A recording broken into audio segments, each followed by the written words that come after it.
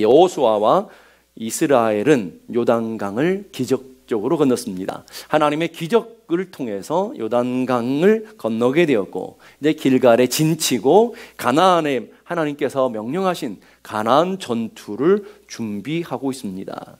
그 첫 번째 관문이 어디였습니까? 바로 여리고 성을 앞에 두고 그 여리고 성의 전투를 준비하고 있는 이스라엘 백성들의 모습을 보게 됩니다. 그러면 전투를 앞둔 군대가 전쟁을 앞두고 준비해야 될 것이 도대체 무엇이겠습니까?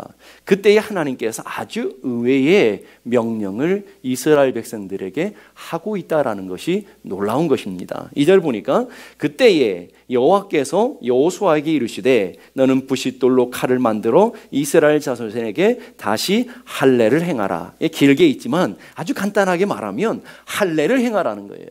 전투를 앞에 둔 백성에게 할례를 행하라. 도무지 이해할 수 없는 명령을 하고 있는 것을 보게 됩니다. 그런데 오늘 2절에 시작하면서 아주 중요한 단어가 맨 앞에 설명되고 있어요. 그때에라는 거예요. 그때가 언제죠? 1절의 말씀 보니까 요단 서쪽의 아모리 사람의 모든 왕들과 해변의 가나안 사람의 모든 왕들이 여호와께서 요단물을 이스라엘 자손들 앞에서 말리시고 우리를 건너게 하셨음을 듣고 마음이 녹았고 이스라엘 자손 때문에 정신을 잃었더라 라고 설명해 주시고 2절을 시작하면서 그때에 라고 설명하고 있어요. 그러니까 두 개의 측면으로 생각해 볼 수 있어요. 이스라엘 백성들에게 그때와 그리고 가나안 족속에게 그때를 생각할 수 있어요. 이스라엘 백성들에게 그때는 넘실거리는 요단이 갈라지고 그 요단을 마른 땅처럼 건넌 기적을 체험한 그때, 기적이 하나님의 살아계심을 경험한 바로 그 놀라운 경험을 한 그때를 말해요. 하나님이 이스라엘과 함께 하심을 맛본 바로 그때, 하나님이 도우심을 경험하고 하나님이 우리와 함께 계신다고 하는 놀라운 은혜를 체험한 바로 그때에, 그러니까 다른 말로 말하면 이스라엘의 군대의 사기가 가장 높이 올라갈 때, 가장 정점을 이룰 그때라는 거예요. 전투력은 바로 사기에 있는 거 아니겠어요? 그 사기가 군인에게 가장 높이 올라가 있을 때는 어떻게 해야 돼요? 가서 싸움을 하면 이길 수 있는 거 아니겠습니까? 손자병법에 보게 되면, 여러분 손자병법 아시죠? 손자병법에 보게 되면 전쟁편에 이런 이야기가 있어요. 사기는 군 전투력의 중요한 요소로 사기가 높고 낮으면 승부에 직접적인 영향을 주더라. 그래서 동서고금을 막론하고 이름난 장수들은 적의 사기를 꺾고 자기 부대의 사기를 높이는 것을 전략의 핵심으로 여겼다. 장수라고 한다면 전쟁할 때와 전쟁하지 말아야 할 때가 있는데, 그 전쟁할 때가 언제냐면 우리의 사기는 정점에 올라가 있고 저쪽의 사기는 가장 낮아 있을 때, 그때 전쟁을 해야 된다라는 거예요. 그러면서 적군의 사기를 잃게 하고 장수의 정신을 흩어놓으면 겉모양은 온전한 군대 같지만 쓸모없는 존재가 되어주고 숫자는 많다 하더라도 오합지졸과 같이 전투력을 상실하고 만다. 군대의 실력은 그 4분의 3이 사기에서 이루어진다. 그러니까 손자병법, 병법을 다루는 책에서 뭐라고 얘기하느냐면 전투력은 곧 사기와의 직결적인 영향을 주고 있다는 거예요. 그 전투력의 승리는 4분의 3이 어디에 달려있다고요? 사기에, 군사력에 있는 그 사기에 달려있다라는 말이에요. 그러면 지금 이스라엘 백성들이 기적을 경험했어요. 하나님 우리 편인 걸 알고 계세요. 놀라운 하나님의 능력을 경험했어요. 도무지 넘을 수 없는 요단을 마른 땅처럼 지나갔다고요. 아, 이제 우리가 할 수 있구나. 하나님이 우리를 도우시구나. 하나님이 우리와 함께 계시는구나 하는 영적인 확신을 가지고 지금 막 들떠 있고 사기가 쫙 올라가 있어요. 그때는 뭐 해야 돼요? 가서 싸워야 돼요. 근데 하나님 뭐라고 그래요? 할례를 행하라는 거예요. 할례를 여러분 아시잖아요. 죽으라는 말이에요. 이게 얼마나 기가 막힌 말이에요.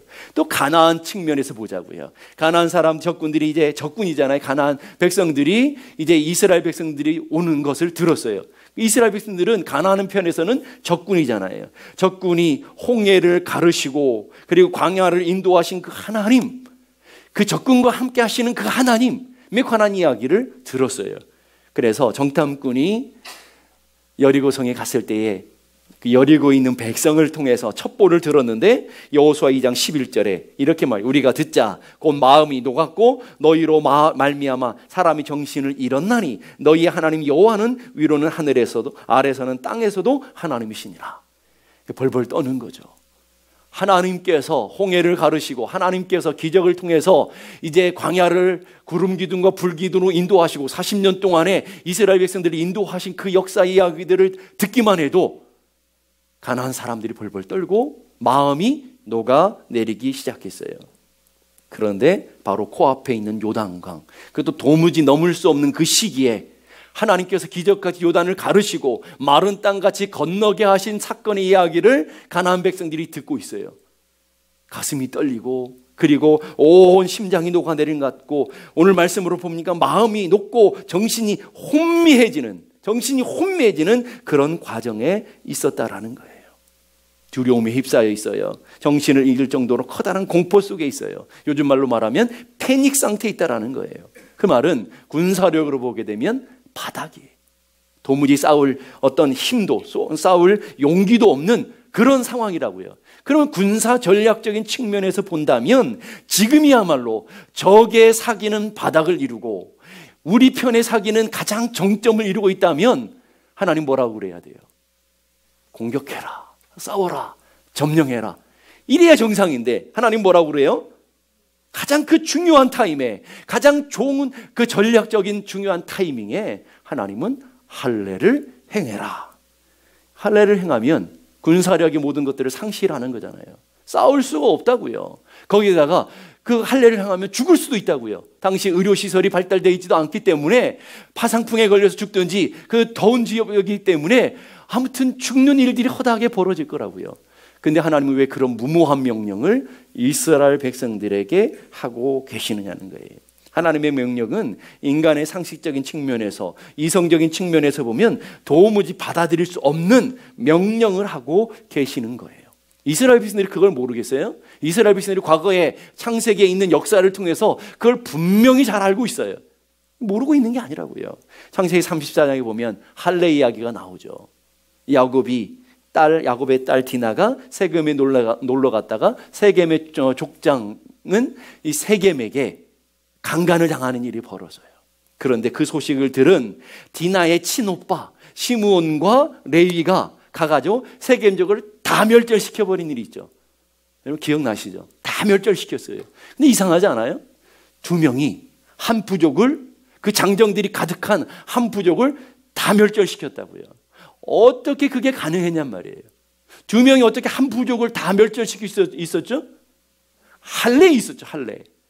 우리는 할례 받은 백성이기 때문에 할례 받지 않는 백성과 절대 결혼할 수 없다. 하나님이 여호와가 허락하지 않는다. 그렇기 때문에 너희들도 할례를 행하면 너희들의 딸들은 우리의 며느리가 되고 우리의 딸들은 너희들의 며느리가 돼서 우리 함께 혼례로 정략적인 그런 관계를 가지자 하고 거짓말을 했죠.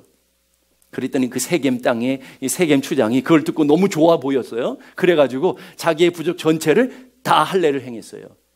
그리고 3일째, 가장 고통이 심한 3일째에 시몬과 레위가 칼을 들고 가가지고 그 많은 장정들 한 부족을 다 도륙시켰어요. 이게 할례라고요. 그런데 하나님이 그것을 하라고 하는 거예요. 이스라엘 백성들 앞에. 전쟁을 바로 코앞에 둔 이스라엘 백성들에게 가장 결정적인 그때에 골든 타임인 바로 그때의 말이에요. 도무지 이해가 되지 않잖아요. 전투력을 완전히 잃어버리고 전투력을 완전히 상실해버리는 그 일을 하나님이 이스라엘 백성들에게 하라고 하고 있다는 거예요. 상대편에서 보면 얼마나 절호의 기회겠어요. 쳐들어오면 어때요? 꼼짝없이 죽는 거죠. 한 부족뿐만 아니라 한 민족이 꼼짝없이 사라질 수 있는 그런 진멸의 위기, 진멸의 삶이 될 수 있는 게 바로 할례였다고요. 이런 하나님의 명령 앞에서 우리는 우리의 믿음을 한번 점검할 필요가 있어요. 오늘 여러분의 인생에 이런 하나님의 명령을 했을 때 여러분 같으면 어떻게 하겠어요? 도무지 인간의 이성과 도무지 인간의 상식으로 납득이 되지 않는데 하나님의 말씀이 여러분들에게 왔다면 여러분은 어떤 것을 선택하셔야 되느냐는 거죠. 어떻게 반응하시겠어요, 여러분? 자, 오늘 보면 인간의 생각이 있고 하나님의 생각이 달라요. 하나님의 생각과 인간의 생각, 하나님의 뜻과 인간의 계획이 상충할 때에, 부딪힐 때, 여러분의 삶 가운데, 여러분의 마음에서 부딪힐 때 여러분은 어떤 것을 선택하고 살아오셨어요? 여러분 어떤 것을 붙들고 계시나요? 어떤 것을 붙드시죠? 이사야서 55장 8절 9절 말씀 다 같이 읽겠습니다. 시작. 이는 내 생각이 너희 생각과 다르며 내 길은 너희 길과 다름이니라. 여호와의 말씀이니라. 이는 하늘이 땅보다 높음같이 내 길은 너희 길보다 높으며 내 생각은 너희 생각보다 높음이니라. 제가 인생을 살아오면 보니까 짧은 인생이지만 하나님의 인도하심이 있을 때 내 생각과 내 계획과 정반대의 길로 인도하실 때가 종종 있어요. 내 계획과 내 생각하고 하나님의 말씀하고 전혀 안 맞은 것을 하나님이 원하실 때도 있더라고요. 있어요. 그럴 때 저희들이 미국 올 때만 해도 우리의 생각과 하나님의 생각은 전혀 다른, 교회를 개척할 때도 우리 생각과 하나님 생각하고 전혀 다른, 저희들이 저희 인생의 목회의 길을 걸어갈 때에 길을 결정할 때마다 저의 뜻하고 하나님의 뜻하고는 전혀 달랐는데 하나님은 이 길을 가시라고. 그럴 때가 종종 있더라니까요. 그럴 때 여러분은 무엇을 선택하며 무엇을 결정하며 무엇을 붙들고 가야 하는가라는 거예요.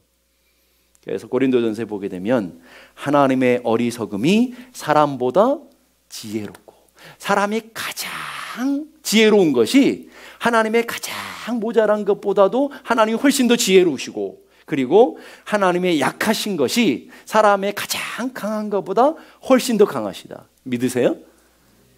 근데 별로 안 믿어지잖아요. 현실에 딱 부딪히면 하나님이 나보다 못해 보이잖아요. 내 경험보다, 내 생각보다, 내 상식보다도 하나님이 못해 보이시니까 안 따라가는 거 아니겠어요? 그렇죠?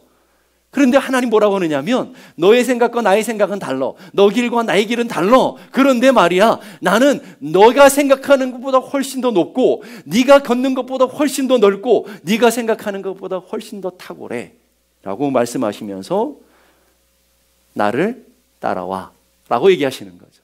나를 따라와.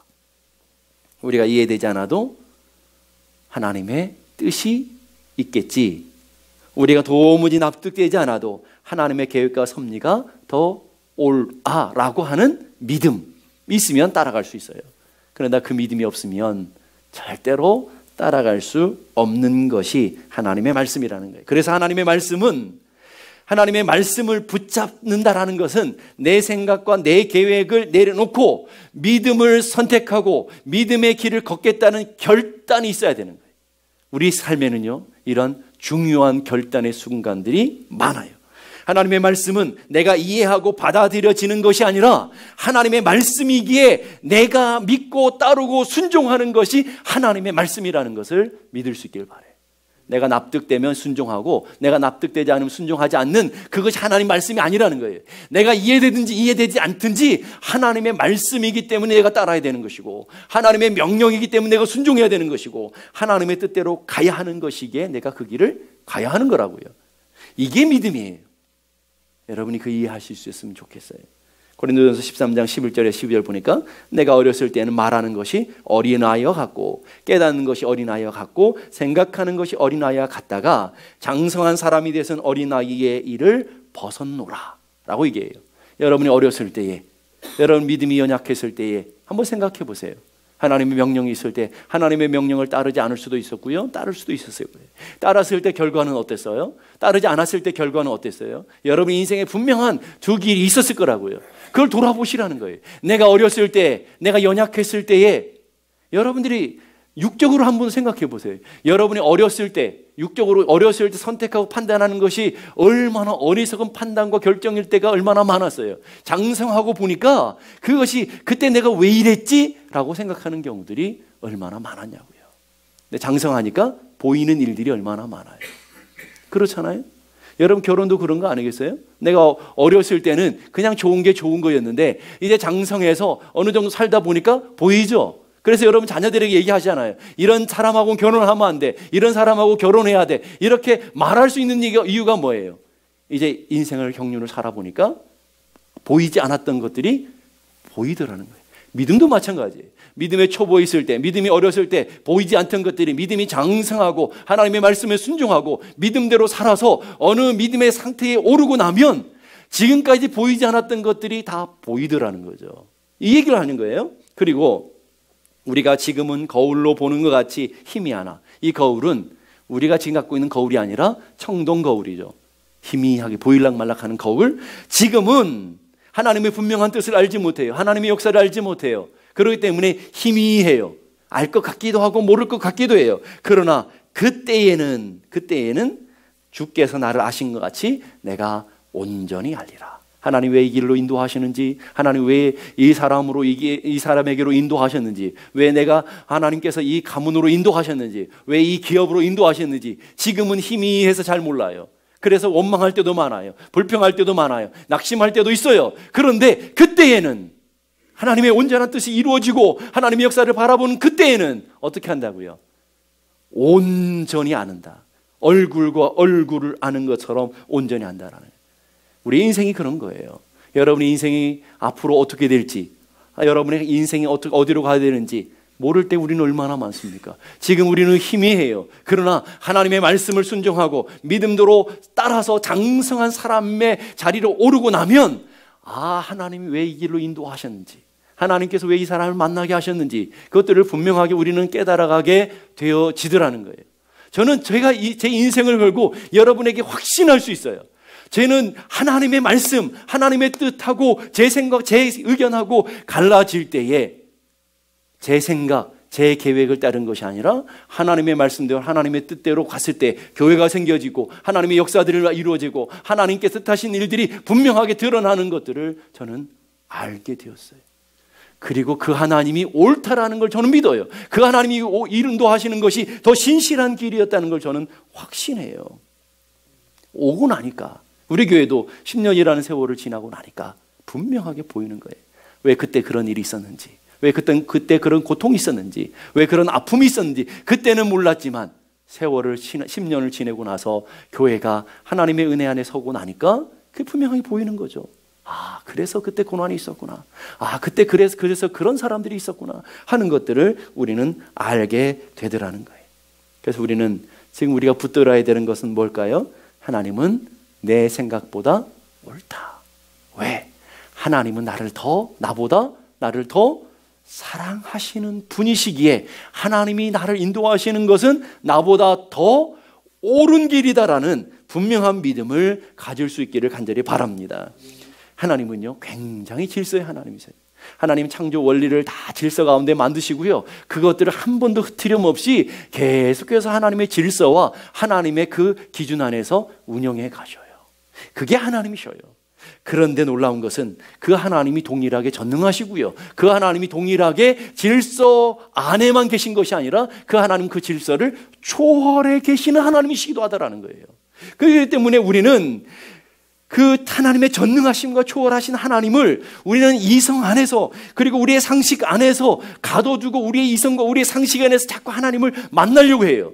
그런데요, 때로는 우리의 상식 밖에서 하나님을 만날 때가 있고요, 우리 이성 밖에서 초월해 계신 하나님을 경험할 때가 있더라는 거예요. 하나님은 대부분 우리의 이성과 상식과 질서를 통해서 일하실 때가 많지만 때로는 우리의 이성 밖에서 일하실 때도 있고요, 초월적으로 일하실 때도 있고요, 우리의 이성을 넘어서 일하실 때도 있다라는 것들을 여러분이 기억하셔야 되는 거예요. 그래서 신앙이라고 하는 한문은, 신자는, 믿을 신자라는 말은 사람인변의 말씀원이에요. 믿음이 뭐냐면 사람이 하나님의 말씀을 믿고 따라가는 것, 이걸 믿음이라고 하는 거예요. 환경이나 어떤 여건이나 내 계획, 내 생각을 따라가는 것이 아니라 하나님의 절대적인 말씀 앞에 서서 말씀을 따라가는 것, 이것을 신이라고 하는 거예요. 믿음이라고 하는 거예요. 그리고 바라보다 하는 것, 우러러보다라는 앙자는요, 사람 인변에 무릎을 꿇고 있는 사람의 모습을 그려주고 있다고요. 그러니까 뭐냐면 하나님의 말씀 앞에서 우리가 무릎을 꿇고 하나님 나에게 말씀하시옵소서. 내 생각과 내 계획과 내 판단이 아니라 주님의 말씀에 내가 우러러보며 하나님의 말씀을 따르기를 원합니다. 이게 신앙이라는 말이에요. 신앙이라는 것은 그렇기 때문에 때로는 우리의 기준을 내려놔야 되고 때로는 우리의 이성을 내려놓을 때만 가능하다라는 거예요. 그러면 우리가 여기서 가장 중요한 질문 하나를 해야겠죠. 그러면 왜 하나님은 지금 가장 결정적인 골든타임에 있는 이스라엘 백성들에게 전투력이 굉장히 상승되어 있고 사기가 높아 있는 그 타임에 하나님은 그 이스라엘 백성들에게 할례를 행하라고 하고 있느냐는 거죠. 도대체 할례가 뭐길래 하나님 그 가장 결정적인 순간에 할례를 명하고 계실까 하는 거예요.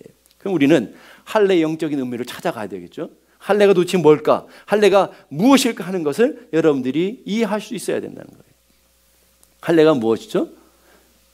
할례라는 것은 남자들의 성기의 표피를 잘라서 이제 하나님 앞에서 그것을 잘라서 우리가 하나님의 백성 되었습니다라고 하는 고백인 거죠.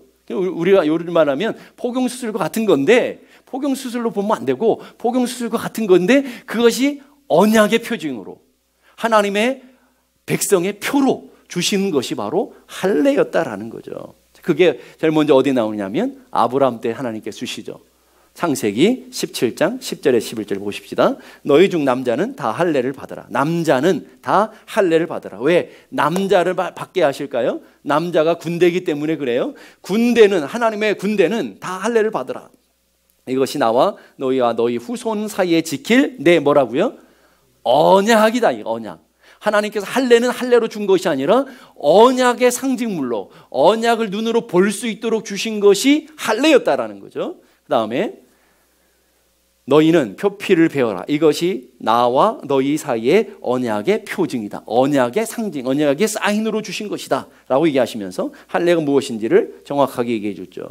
할례는 증표라는 거예요. 어떤 증표요? 첫 번째는 나는 하나님의 백성 되었다 하는 증표고, 두 번째는 나는 하나님께 속해서 구별되었다라는 것이고, 세 번째는 나는 하나님의 백성 자녀다운 삶을 살아야 된다. 이 세 가지의 상징적인 것으로 하나님께서 할례를 주셨다고요. 더 쉽게 말하면 할례는 나의 옛사람은 죽고 이제 하나님의 사람으로 살겠습니다라고 하는 영적인 상징이었다라는 거예요. 나는 이제 내가 죽고 하나님의 사람으로 살겠습니다 하는 거예요. 그래서 할례는 목적이 아니라 수단임의 표징이라고 그래서 표징. 그래서 우리는 진짜 할례는 겉의 할례가 아니라 마음의 할례를 받아야 된다. 로마서 얘기하고 있죠. 로마서 2장 28절 29절 다 같이 읽겠습니다. 시작. 무릇 표면적 유대인이 유대인이 아니며 표면적 육신의 할례가 아니니라. 오직 이면적 유대인이 유대인이며 할례는 마음에 할지니라. 할례를 어디에 하라고요? 마음에 하라고. 마음에. 그게 진짜 할례다. 오늘 주님께서 우리에게 분명하게 가르쳐 주고 있는 거예요. 마음의 할례를 받았다는 것은 내가 이제는 나의 계획, 내 판단, 내 결정은 죽고 하나님의 말씀으로 따라가는 백성, 하나님의 참된 백성이 되겠습니다 라는 표현이라고 그랬어요. 교회 다니는 사람이 할례 받는 자가 아니라 나는 죽고 예수로 살겠습니다 하는 사람, 나는 죽고 하나님만 붙들고 살기를 원합니다 하는 사람이 진짜 하나님의 백성이라는 말이에요. 그게 할례라는 거예요. 자, 그럼 가나안 땅은 누구에게 주셨을까요? 잘 생각해 보세요. 가나안 땅을 누구에게 선물로 주셨어요? 아브라함, 이삭, 야곱, 요셉에게 하나님께서 가나안 땅을 주신다고 하나님이 나타나서 약속하셨죠. 누구에게 준다고요? 하나님의 언약 백성에게 준다는 거예요. 하나님의 언약 백성이 아닌 사람은 가나안 땅을 차지할 수 없다라는 말이에요. 그러면 지금 이스라엘 백성들이 가나안 땅을 전쟁을 하기 위해서 가나안 땅으로 들어왔어요. 이제 들어갈 거예요. 그러면 가장 중요한 게 뭐예요? 전쟁이에요? 하나님의 자녀됨이에요? 하나님의 자녀됨이에요. 하나님의 자녀들만이 누릴 수 있는 언약이었기 때문에 하나님의 자녀가 되어야 되는데, 근데 7절 보세요. 그들이 대를 잇게 하신 이 자손에게 여호수아가 할례를 행하였으니 길에서 그들에게 할례를 행하지 못하였으므로, 지금 이스라엘 백성들을 표현하는데 할례를 행하지 못했는데 할례 없는 자가 되었음이니라. 할례 없는 자라는 말은, 유대인들에게 할례 없다라는 말은 하나님의 자녀가 아니라는 말이에요. 하나님의 택한 백성이 아니라는 말이에요. 언약 백성이 아니라는 말이에요. 그러면 언약 백성이 아닌 사람들이 가나안을 선물로 받을 수 있어요, 없어요? 없는 거죠. 예를 들면 이렇게 생각해 보세요. 억만장자가 죽으면서 유언을 했어요. 이 땅과 이 집과 이 모든 것들은 내 자식, 내 아들에게만 주겠다. 이렇게 유언을 했어요. 그러면 옆에서 아무리 친했던 사람이라 할지라도 그 유언을 받을 수 있어요, 없어요? 매일 커피를 마시고 매일 골프도 치고 그랬는데도 못 받아요? 매일 잠도 같이 잤는데요? 그래도 못 받아요? 그래 억울하다고 생각하겠어요? 아니죠. 왜? 억만장자가 죽으면서 유언을 한 거예요. 이 집과 이 땅들을 가지는 소유는 누구에게만? 내 아들에게만 한다. 그러면 누가 그걸 소유하게 돼요? 아들이죠. 오늘 하나님께서 믿음의 조상들에게 약속하신 거죠. 이 가나안 땅은 언약 백성들에게 선물한다. 언약 백성들에게 이 가나안 땅을 너희들에게 줄 거다. 그러면 가나안 땅을 들어가는데 가장 중요한 게 뭐예요? 그 가나안 땅을 선물로 받을 때 가장 중요한 게 전쟁이에요? 군사력이에요? 사기예요? 뭐예요? 언약 백성이 되는 거예요. 언약 백성들에게 주어지기 때문에 언약 백성이 되어지는 것, 하나님의 자녀들이 되어지는 것이 가장 중요해요. 그리고 그 땅을 차지하고 그 땅을 주시는 건 누가 주시겠어요? 하나님이 주시는 거죠. 그럼 우리가 해야 되는 건 뭐죠? 하나님이 원하시는 언약 백성의 자리로 나아가는 것. 그래서 하나님은 이스라엘 백성들이 뭘 원하시는 거예요? 할례를 원하시는 거예요. 믿어지세요? 자, 그러면 가나안 땅도 마찬가지라고요. 오늘 억만장자 유언처럼 가나안 땅도 가나안 땅은 하나님의 언약 백성, 내 자녀들에게만 주겠다. 그러니까 자녀됨의 표징, 자녀됨의 사인이 뭐라고 그랬어요? 할례가 있어야 되는 거예요. 근데 지금 이스라엘 백성들은 광야를 통과하면서 지금 가나안에 들어가야 되는 하나님의 백성들이 하나님의 백성들을 표현하는데 뭐라고 표현하고 있어요? 이들은 할례 없는 자였다. 할례가 없는 자라는 말은 무슨 뜻이라고 그랬어요? 하나님의 백성이 아니다라는 뜻이라는 거예요. 그래서 가나안 땅을 전쟁을 앞에 두고 있는 하나님의 백성들에게 제일 먼저 요구하시는 것이 너희들이 먼저 하나님의 백성 되어져야 돼라고 요구하시는 거죠. 이렇게 이해할 수 있어야 돼요. 이것을 우리 영적으로 신약으로 이렇게 가보시자는 거죠. 자, 그래서 다시 할례를 행하라 라고 2절에 명령을 하셨죠. 다시 할례를 행하라 할 때 행하라는 히브리어는요, 슈브라는 단어를 써요. 왜 이 슈브라는 단어를 썼을까요? 여러분 슈브라는 단어를 많이 들어보셨을 거예요. 회개하다, 돌이키다라는 거예요. 여러분 회개한다라는 단어가 슈브라는 단어잖아요. 그러니까 하나님께서 너희들은 할례를 행하라 라고 하시면서 행하다라는 단어를 어떤 단어로 쓰냐면 슈브라는 단어를, 회개하고 동일한 단어를 쓰고 계시더라는 거죠. 너희들은 지금 하나님 백성 아니니까 회개하고 뭐가 돼야 된다? 하나님의 백성의 자리로 나와야 된다. 하나님을 얘기하면서 그 백성의 자리의 표징이 뭐라고요? 할례라는 거예요. 할례. 자, 그러면 우리가 신약으로 이제 적용해 보십시다. 우리는 하나님 나라를 기업으로 받은 백성들인 것을 믿습니까? 믿어요? 그럼 누가 받아요? 하나님 나라의 기업은 누가 받죠? 하나님의 자녀 된 사람들만 받는 거예요. 교회 나오는 사람이요? 열심히 봉사하는 사람이요? 열심히 전도하는 사람이요? 누가요? 하나님의 자녀된 사람만 받는 것. 이게 하나님의 기업인 것을 믿을 수 있기를 간절히 바라요. 그런데 그 할례를 오늘 영적으로 신약으로 이렇게 해석해 주고 있어요. 예수 그리스도의 십자가를 통해서 마음의 할례를 받은 자들이 있다라는 거예요. 십자가 안에서 옛사람이 죽고 예수로 사는 사람, 그 표가 있다라는 거예요. 그 표가 뭐냐? 그게 바로 거듭남이라는 거예요. 거듭남. 그래서 요한복음 3장에 보면 니고데모가 예수님께 대답하시죠. 물과 성령으로 나지 아니하면 뭘 못 받는다고요? 하나님 나라를 갈 수가 없다. 다른 말로 말하면 하나님 나라를 기업으로, 유산으로 받을 수가 없다라고 얘기하는 거예요. 자, 그러니까 우리가 하나님 나라의 백성이 되기 위해서는 가장 중요한 게 뭐가 돼야 되는 거예요? 여러분 열심히 봉사하는 거예요? 열심히 헌신하는 거예요? 열심히 기도하는 거예요? 열심히 예배하는 거예요? 아무 소용 없다니까요. 그게 누구에게 소용이 있는 거예요? 하나님의 자녀들이 예배할 때, 하나님의 자녀들이 기도할 때, 하나님의 자녀들이 헌신할 때 그것을 기쁘게 받으시지, 하나님의 자녀되지 않은 사람들은 아무짝에 쓸모없는 거라는 거예요. 그래서 제일 중요한 게 뭐예요? 여러분에게도 뭐가 제일 먼저 있어야 돼요? 마음의 할례. 그 마음의 할례는 신약에서 뭐라고 그랬어요? 거듭남이라는 거예요. 구원받은 하나님의 자녀가 되어야 되는 거예요. 그래서 요한복음에 보면 하나님께서 그 가는 길을 가르쳐 주시죠. 내가 곧 길이요 진리요 생명이니 누구로 말미암지 않으면, 예수로 말미암지 않으면 누구로 못 간다고요? 하나님께로, 아버지께로 갈 자가 있다 없다? 없다. 그 얘기를 하는 거예요, 여러분. 이게 할례라니까요. 가나안 땅을 선물로 받으려면 할례 받은 백성이 돼야 되는 것처럼, 여러분이 하나님 나라를 기업으로 받기를 원하신다고 한다면 제일 먼저 전제된 게 뭐라고요? 전쟁이 아니라고 그랬어요. 그렇죠? 전쟁이 아니라고요. 여러분의 헌신이 아니라고요.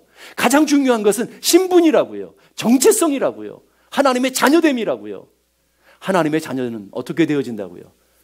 물과 성령으로 거듭나실 때에, 다시 태어날 때에, 예수 안에서 다시 태어나서 나는 죽고 그리스도와 함께 나는 죽고 그리스도와 함께 산 백성이 될 때 그 사람을 하나님의 자녀라고 하는 거예요. 믿어지세요? 그 백성에게 주어지는 선물, 그게 뭐라고요? 가나안의 기업인 것처럼 하나님, 영원한 가나안 하나님 나라의 기업이다 라고 얘기하는 거예요. 오늘 하나님은 지금 할례 얘기를 하려고 하는 게 아니라 신약 백성들에게 뭘 얘기해 주려고 그 얘기를 써놓은 거예요? 거듭남에 대한 이야기를 해주려고, 구원에 관한 이야기를 해주려고 지금 여호수아의 그 얘기를 기록해 주는 거라고요. 할례 받지 않은 백성은 절대로 가나안 땅을 기업으로 받지 못하는 것처럼, 거듭나지 않는 백성은 절대로 하나님의 영적인 가나안, 천국을 기업으로 받을 수 없다. 골로새 2장 11절로 가봐요. 골로새 2장 11절. 또 그 안에서 너희가 손으로 하지 아니하는 할례를 받았으니, 손으로 하지 않는 할례라고 그랬어요. 그럼 어떻게 받은 할례예요? 육의 몸을 벗은 것이요 그리스도의 할례니라. 이런 그리스도 안에서 할례 받은 걸 믿으세요? 마음의 할례라고 그랬잖아요. 마음의 할례를 받아서 여러분은 혈통적으로 육적으로 유대인이 아니에요. 혈통적으로 육적으로 유대인이에요, 아니에요? 그러면 그 혈통적으로 유대인이 아니면 기업을 받을 수 없었잖아요. 그런데 혈통적으로 육적으로 유대인이 아니고, 육신의 할례가 아니고 마음의 유대인이 돼야 되고, 마음의 할례를 받아야 너희들은 하나님 백성이 되는 거야. 이 이야기를 여러분이 다 비교해서 이해할 수 있어야 돼요. 이해할 수 있기를 간절히 바랍니다. 그래서 모두가 할례를 받고 두루 있는 이스라엘 백성들 한번 생각해 보세요. 전쟁을 해야 되는데 지금 다 고통 가운데 시름시름 앓고 들어 누워 있어요. 무슨 생각했을까요? 죽은 자처럼 탁 뻗어가지고 무슨 생각하고 있었을까요? 야, 적들이 쳐오면 우린 죽는데 우리의 생명은 누구에게 있구나? 하나님께 있구나. 아, 그렇구나. 하나님이 나를 붙드시고 하나님이 나를 도우시고 하나님이 우리를 지켜주셔야 우리가 사는 것이구나 하는 영적인 원리를 깨닫는 거예요. 할례를 받고 죽은 가운데 있어요. 죽은 거잖아요. 죽은 상태에 있으면서 뭘 깨달으냐면, 아, 우리는 나의 힘으로 사는 게 아니야. 내 힘으로, 내 지식으로 살아가는 거, 내 경험으로 사는 게 아니라 하나님의 은혜로 살아가는 거예요. 맞구나. 그걸 깨달으면 그 사람들도 뭘 받는 거죠? 육적인 할례와 더불어 마음의 할례가 되어서 진짜 하나님의 백성이 되어지는 거예요. 그들이 간절히 기도하지 않겠어 들어놓아서, 하나님, 우리는 하나님 앞에 항복합니다. 하나님 우리를 도와주셔야 되고 하나님 우리를 붙들어 주셔야 우리가 살 수 있습니다. 저 모든 적들로부터 우리를 지키시고 우리의 생명을 붙들어 주시옵소서. 하나님 우리를 건져 주시옵소서. 이런 간절한 그 간절함이 있지 않았겠어요? 그 간절함이 뭐라고요? 영적인 하나님의 자녀됨이라는 거예요. 그리고 그 이후에 여러분 가나안 땅을 정복하는 거 이제 앞으로 보시겠지만, 가나안 땅은 저절로 다 막 정복이 돼 가잖아요. 누가 주시는 거예요? 하나님이 주시는 거잖아요.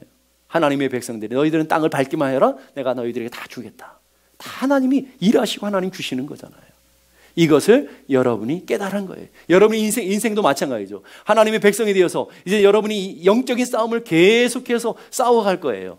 여리고뿐만 아니라 여러분의 인생의 수많은 물질의 문제들, 여러분 삶의 갈등들, 수많은 적들을 만나서 싸울 거예요. 누가 이기게 하셔야 돼요? 내가요? 내 힘으로? 그럼 아직도 육적인 사람이라니까요. 마음의 할례를 받은 사람은 누구를 의지하며 살아간다고요? 하나님 의지해서 하나님 도우실 것을 믿어요. 하나님 이 적진들을 하나님 이기게 하실 것을 믿어요. 그 샘플로 보여준 싸움이 여리고성 싸움이라는 거예요. 여리고성 이스라엘 백성들이 싸웠어요? 안 싸웠어요? 안 싸웠어요. 하나님이 다 무너뜨리게 하신 거라고요. 그 우리의 싸움을 여러분들이, 여리고 인생의 전투를 여러분의 인생에서 경험하라는 거예요? 하지 말라라는 거예요? 하라는 거예요.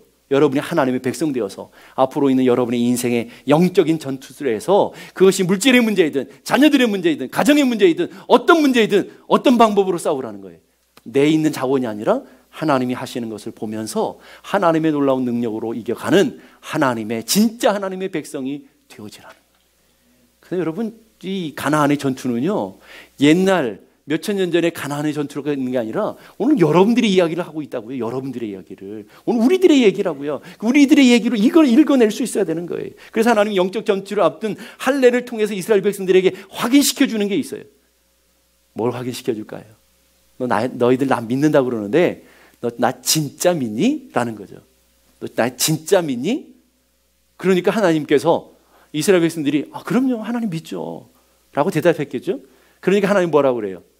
그럼 할례 행해. 이렇게 얘기하는 거죠. 그거 죽는 건데요? 그러니까 해. 누가 할 수 있겠어요? 하나님을 믿을 수 있는 사람만 할례를 하는 거예요. 하나님 못 믿는 사람은 자기네 방법으로, 자기의 수단으로 자기를 보호하고 자기를 방어하겠죠. 할례 행하면 죽는데? 난 싫어. 그러면 안 하는 거죠. 그게 믿음이라는 거예요, 여러분. 하나님을 신뢰하고 하나님을 의지하는 사람만 할 수 있는 거예요. 여러분의 미용실에든지 이용실에 머리를 깎는데 가시면 여러분이 머리를 맡기죠. 예, 머리를 맡기죠. 왜 맡기죠? 예, 깎으라고 맡기죠. 근데 만약에 면도날을 슥슥슥, 옛날에 면도 아시잖아요. 이발소에 가면 면도날 슥슥 하면서 이렇게 면도했잖아요. 이러다가 여러분 목 싹 그으면 죽잖아요. 그런데도 그래서 어떤 사람은, 유명한 사람은 자기 머리를 이발소에 그 이발관에게 못 맡겠대잖아요. 너무 공포스러워가지고 죽일까봐. 여러분이 머리를 맡겠다는 말은 그분을 믿고 신뢰한다는 거죠. 못 믿는다면 맡길 수 있겠어요? 못 맡기는 거예요. 여러분의 아내들이 해주는 밥을 덥석덥석 드시죠? 왜 이렇게 덥석덥석 드실 수 있어요? 거기에 독가루를 타고 있는지 누가 알겠어요? 네? 그런 일이 벌어지잖아요. 독재 타가지고 생명보험 얻으려고 아내들이 조금씩 독가루 타가지고 그런 사람도 있잖아요. 근데 여러분들이 아내가 해주는 밥을 덥석덥석 의심도 없이 그냥 드시는 분들은 대단한 믿음이 있는 분들이죠. 왜? 내 아내는 절대 그런 사람이 아니야. 은행에 돈을 맡기잖아요. 은행 가서 돈을 맡길 때에 이 돈이 나에게 돌아오지 못할 거라고 생각하면 맡기겠어요? 아니죠. 은행에다 맡기는 이유가 뭐죠? 은행을 믿기 때문에 그런 거예요. 오늘 할례를 행하는 사람은 똑같아요. 여러분의 인생의 원리도 똑같다고요. 하나님을 신뢰하고 믿는 사람은요, 인생을 맡기게 돼요. 그래서 하나님이 우리에게 계속 요구하시는 게 시편 37편 5절 6절 보니까 내 길을 여호와께 맡기라. 그리하면 그를 의지하면 그가 이루시고 라고 얘기하고 있어요. 시편 55편 2절에도 내 짐을 여호와께 맡기라. 베드로전서 5장 7절에도 너희 염려를 다 주께 맡기라. 잠언 16장 3절에 너희 행사를 여호와께 맡기라. 다 맡기라. 수고하고 무거운 짐진 자들아 다 내게로 와서 누구에게 맡기라? 누구에게요? 하나님께 맡기고 갈 때는 찾아가라 이러지 않았잖아요. 예? 하나님께 맡기고 맡기긴 잘 맡기는데 갈 때 왜 찾아가세요? 예? 도로 다 찾아가시잖아요. 맡기라. 하나님을 신뢰하고 하나님 믿을 수 있는 사람은 길도 짐도 염려도 행사도 너 인생도 다 하나님께 맡길 수 있다. 그리하면 내가 너를 책임져 줄게. 그리하면 내가 너를 붙들어 줄게. 그리하면 너의 의로운 빛을 드러내 줄게. 그리하면 너의 행사를 경영해 줄게. 얘기하셔요. 맡기셨어요? 여러분 자녀를 맡기셨습니까? 여러분이 기업을 맡기셨습니까? 여러분이 배우자를 맡기셨어요? 여러분이 건강을 맡기셨어요? 근데 왜 걱정하세요? 왜 두려워하시죠? 왜 염려하세요? 그 말은 거꾸로 말하면 맡겼다가 찾아갔다는 거죠. 맡기라는 거예요. 신뢰한다면. 하나님은 할례를 통해서 그걸 물으시는 거예요. 네, 나 진짜 믿니? 그럼 맡겨봐. 내 인생을 걸고 한번 맡겨봐. 그럼 내가 너희들에게 어떤 일을 벌어지는지. 할례를 행한 동안에 하나님께서 적들이 침범할 수 있도록 하셨어요? 안 하셨어요? 안 하셨죠. 그게 하나님이라는 거예요. 죽었어요? 안 죽었어요? 안 죽었어요. 그게 하나님이라는 거예요. 그걸 믿는 자만이 할 수 있다는 거예요. 근데 두 번째로요, 중요한 것은 길도 맡기고 짐도 맡기고 자녀들도 맡기고 사업자도 맡겨요. 근데 진작 맡게 되는 건 안 맡겨요. 진짜 맡게 되는 게 뭐죠? 나요, 나. 자기 자신을 맡겨요. 자신의 인생을 맡겨야 되잖아요. 어떤 할머니 짐 들어준다고 짐 차에 타라고 했더니 차 타는 동안에도 계속 짐을 머리에 이고 갔대잖아요. 왜? 아유, 체면이 있지. 어떻게 몸만 맡겨야 되는데 짐까지 맡기겠냐. 이랬대잖아요. 오늘 여러분이 그런 마음인가요? 하나님, 어떻게 내까지 맡길 수 있어요? 짐만 맡기면 되지. 이런 심사인가요? 여러분을 맡길 때에 여러분이 통째로 들고 있는 모든 것까지도 함께 하나님께 되어주는 거예요. 저는 여러분들이 하나님을 신뢰할 수 있고 하나님을 온전히 의지할 수 있는 믿음의 사람들이 될 수 있기를 주님의 이름으로 축복합니다. 그래서 한번 맡기는 훈련을 해보세요. 하나, 둘, 셋. 그리고 마지막에는 내 인생 전체를 하나님께 맡기고 그분이 나를 어떻게 인도하시는지, 그분이 내게 어떤 복을 주시는지, 그분이 내 인생을 어떻게 경영해 가시는지를 맛보면 되잖아요. 경험하면 되잖아요. 그런 믿음의 사람들이 될 수 있기를 주님의 이름으로 축복합니다. 기도하겠습니다.